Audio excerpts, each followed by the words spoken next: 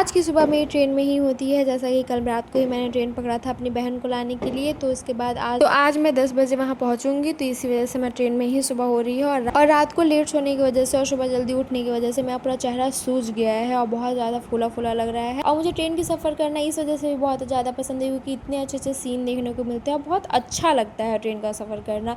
उसके बाद फिर मेरी स्टॉपेज आ गई थी, तो फिर हम लोग वहाँ उतर गए थे। फिर शाम हो गई थी और शाम तक हमने प्लान बनाया कि चलो कहीं घूमने चलते हैं। तो फिर मैं अपनी बहन को यहाँ पे तैयार कर रही हूँ और हम लोग संगम जा रहे हैं घूमने के लिए। हम लोग को थोड़ा सा जल्दी निकलना था क्योंकि हम लोग को बोटिंग भी करनी थी, पर हम लोग बहुत लेट हो गए थे और वहाँ पे पानी भी बहुत ज़्यादा संगम में कम हो गया है, तो इसलिए हम लोग बोटिंग नहीं की क्योंकि फिर उतना अच्छा नहीं लगता बोटिंग करने में। और यहाँ पे मैं जल्दी जल्दी तैयार हो रही हूँ और फिर हम लोग निकल गए वहाँ जाने के लिए। वहाँ जाने के बाद फिर हमने बहुत घूमा, फोटोज़ वीडियोज़ क्लिक की और बहुत अच्छा लग रहा था वहाँ पे सनसेट भी बहुत अच्छा हो रहा था।